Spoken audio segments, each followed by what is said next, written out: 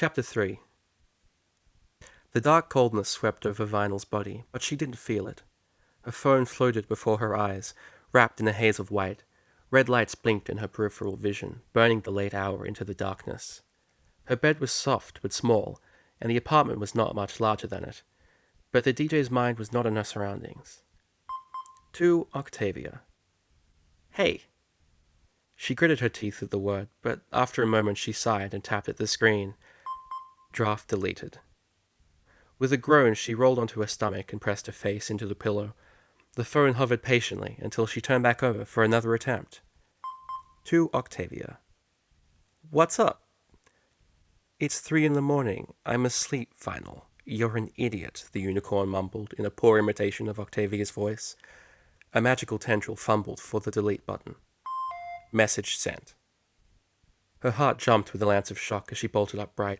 No, no, no, no, no, she whispered. Not now, not at this time. Damn it. For a few precious seconds, Vinyl maintained the hope that perhaps Octavia didn't sleep near her phone, and thus wouldn't hear it go off. Sweat trickled down her brow as a minute ticked by. Just before she started to relax, a soft ringing filled the air. Oh, buck me. Incoming call from Octavia. Oh, buck me. There was no way out of it. Octavia knew Vinyl was with her phone. She had to answer it. In her sleep-deprived state, the DJ considered not answering and leaving town so she never saw the cellist again. Saner thoughts prevailed. Hey, Vinyl said nervously. Why in Equestria are you texting me at 3:15 in the morning? Replied an amused, yet still very sophisticated voice. I couldn't sleep. So you decided to inflict your misery on me as well? She winced. Sorry. Don't worry, I'm joking. As it happens, I cannot get to sleep either. Why? Vinyl rolled over and curled up, a little smile replacing her fearful expression. My brain refuses to stop thinking. Yeah, I know the feeling. What are you thinking about? Silly things. I shan't bore you with them unless they send you to sleep. Actually, that sounds fantastic. They shared a suppressed giggle. Go on, tell me. Well, I was actually thinking about you, Vinyl. Her heart beat a little faster. Yeah? She asked, hoping her voice didn't sound hoarse. You know what I said in the tavern, about not having friends? Yeah? Well, I was thinking that I was so lucky to be forced to get to know you better. It's a strange feeling, having... A quiet sniffle from the other side of the line made Vinyl's chest hurt. I'm sorry, something about being up late at night makes me more open. It's okay, I understand that. It's the same with me too, replied the DJ comfortingly, followed by an almost inaudible, please don't cry. I'm okay. I shouldn't even be crying, because this is a good thing. I suppose what I was trying to say is thank you. Hey, I should thank you too. None of my friends are very close, so it's nice to know you're there. Octavia giggled. I'm not going anywhere, that's for certain. My degree will take a while. Yeah, mine too. But we'll kick flank and take names before we're done. You and me, got it? She didn't mean to sound so violent, but the thought of spending more time with her new friend got the DJ excited. Absolutely. Friends forever. Octavia sounded equally excited. Groaning, Vinyl smiled in the darkness. That was pretty lame. Oh, hush you. I've always wanted to say that.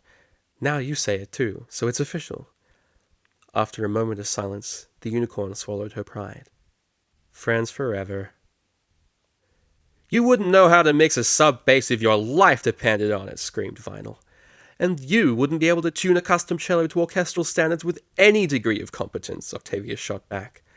Sykes scratched his chin with interest. You know, I really thought you two would be fast friends. Maybe I'm losing my touch. For a moment, the pair felt slightly guilty at making the tutor doubt himself. Or maybe you need to hang out a couple more times. The guilt vanished quickly. I think that violates my rights as a citizen of Equestria, namely the prohibition of cruel and unusual punishment. Vinyl made a mental note to compliment that particular insult after class. Oh yeah? Well, you were so busy talking about yourself at the bar that I could have left and you wouldn't notice. It was an average comeback, and Vinyl felt her will to continue the charade weakening. Thankfully, Syke finally decided to end it himself. All right, settle down, you two. A chorus of disappointed groans echoed from the rest of the class, and the exchange of bits implied some sort of gambling had taken place. Let's get back on track. I've already gone over your coursework today, but we still have half an hour before this class technically ends. So how about we have some suggestions about what our favorite pair does this week? Bonbon raised her hoof in the air with a smirk.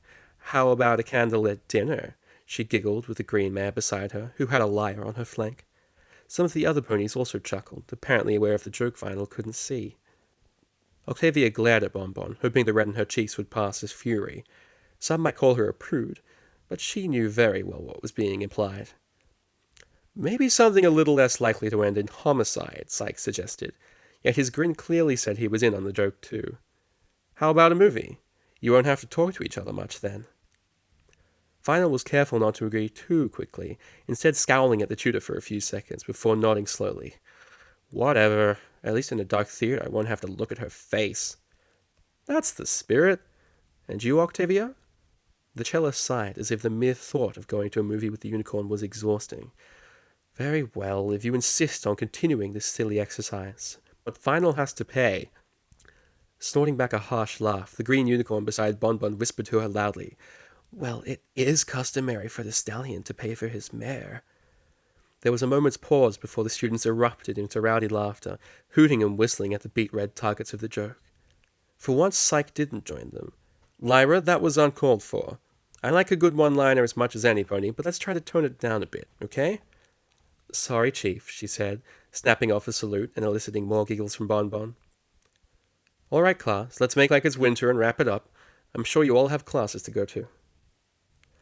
As they shuffled out into the sunlight, the DJ resisted the urge to walk next to Octavia too eagerly, managing a sort of irritated trudge that the grey mare matched with a more dignified equivalent.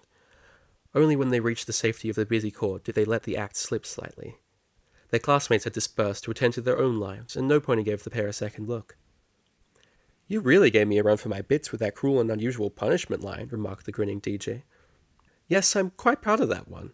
I actually thought it up during a history lecture when we were talking about ancient treaties that govern the rules of war. Octavia blew a strand of hair out of her eyes and glanced at Vinyl. The unicorn was looking around the court, unaware she was being watched. Her electric blue mane with cyan highlights seemed so unruly that it suited her perfectly, like a mixture of fun and beauty. The cellist almost envied her. You know, that actually sounds pretty cool. Maybe I should ditch one of my classes and take that instead. For every interesting ancient warfare document we study, there are 1,000 boring political declarations. You'd be bored out of your mind, sweetie. Vinyl stopped walking and looked at the grey mare. Sweetie? She repeated, raising an eyebrow. Are we not allowed to do nicknames yet? Sorry, I'm not really good at this. Octavia shifted her hooves nervously. Well, Sweetie isn't really a nickname. It's more of a... She coughed and continued in a lower voice. Pet name. Oh, the sight of blood rushing quickly to the cellist's cheek made Vinyl chuckle. In an effort to lessen the embarrassment for her friend, she resumed walking normally, flicking her tail to indicate Octavia should follow. You want me to pretend that didn't happen? Yes, please. No worries. Besides, nicknames are never just chosen. They're made. Just call me Vinyl for now, though, okay? Okay. So, she cleared her throat to get back on topic. Why don't you leave one of your classes, then? Your company might actually make the lectures bearable. Well, I don't really have any I can afford to lose. I mean, musical theory is off the table for obvious reasons, and I really like drawing so far. The absence of a third class only drew more attention to it. Why not drop psychology? I've seen you in class when we aren't arguing and you always look bored. Well, because... Vinyl trailed off, mumbling. Pardon? Because it gives us a reason to hang out, she quickly finished, flushing as she looked away to scan the groups of ponies scattered on the court for any observers. I like spending time with you as well, Vinyl. A mutual smile passed between them as the DJ turned back. It soon became apparent that each pony was trying to lead the other in a different direction. Octavia? Don't you want to go to the food court? My history tutorial starts in a few minutes. I thought you were walking me there. Vinyl chuckled. Oh, yeah, my bad. Where is it again? Sighing, the cellist turned and led the way. There were two main reasons why Vinyl didn't hang around after Octavia joined her class. One, it would be awkward as hay if the grey man looked out the window and saw her waiting. And two, She totally had her own stuff to take care of. She wasn't so lonely that she needed to hang around waiting for her friend to finish school. The DJ had her own friends and activities to do. Half an hour later, her friends and activities stared back up at her from the bottom of a mug. The university tavern wasn't as run down as her usual bars, but it was definitely showing her age. A plaque above the door helpfully informed her that this was one of the first buildings erected when the university was being built. As amusing as it was to know that one of the priorities when building an educational campus was a place to serve alcohol, it wasn't enough to distract her from the problem at Hoof. "Come on, Vinyl. Get it together," she muttered before licking a final droplet of hard cider from the rim. "You've got plenty of friends to hang out with. Don't get so attached to one of them." The words rang hollow in her ears. A little voice piped up from the back of her mind. "But she's so interesting." "No, she's not. I'm just bored, and she helps me burn time." "Is that why I hang on every word she speaks?" "Leave me alone." Pushing the mug away, she rested her head and her hooves on the table. A snort came from behind her. "I haven't even said anything yet," said Psyche, taking the seat beside Vinyl. She snapped to attention, looking at the teacher with wide eyes. Hey. Relax, I'm not here to torture you. I come here for a drink after class sometimes." "Cool." It felt so awkward talking to a teacher in this setting, like two different areas of her life were colliding. The tutor sighed and seemed to lose some of his cheer. "You know I'm just having a bit of fun in this class, right? I didn't realize it bothered you so much that you spend the afternoon grumbling into a cup of cider." "Huh?" Quickly realizing how she must look, the DJ sat up straighter and cleared her throat. "I'm not drinking about that. But you should still feel pretty damn bad, though." Psyche chuckled and raised his hooves defensively. "Hey, teaching can be pretty boring. I think it's lucky that you and Octavia happen to take the same class. No matter how much crappy paperwork is on my desk, I can always look forward to the next showdown. I think she won today, by the way." "Yeah, laugh it up." Vinyl suddenly wished she hadn't pushed the mug away so she could splash a few drops in his face. Don't worry. I'm sure you'll get her next time. Maybe try something about her hair. She seems to be sensitive about it," suggested the stallion helpfully. She raised an eyebrow. "Really?" "Definitely. Or, if you want to get on her good side, maybe try complimenting it instead." "She has a good side?" Vinyl quipped on reflex, but her thoughts were very far from malicious. The tutor barked a laugh. "Nice one. I guess there's not much chance of reconciliation between the two of you then." "Any hope for our friendship died when she said being a DJ doesn't take skill." Her voice was as firm and convincing as she could muster. "Yeah, figured as much.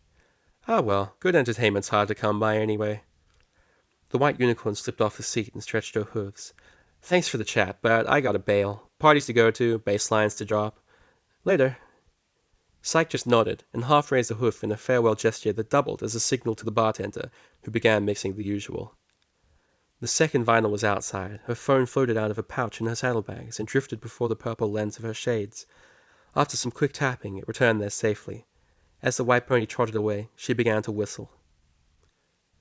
Octavia heard a faint rumble in her bags as they lay beside her seat. The old tutor droned in the background as she subtly slid the offending object, her phone, out and checked it below the table, well out of the tutor's line of sight. "Vinyl, your mane is pretty cool."